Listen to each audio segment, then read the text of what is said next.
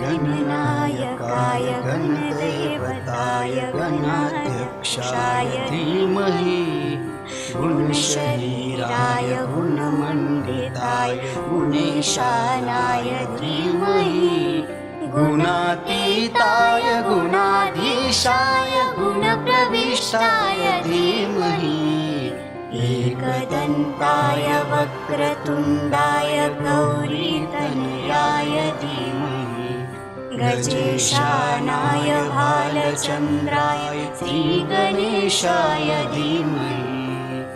एकदन्ताय वक्रतुण्डाय गौरीतनयाय धीमहि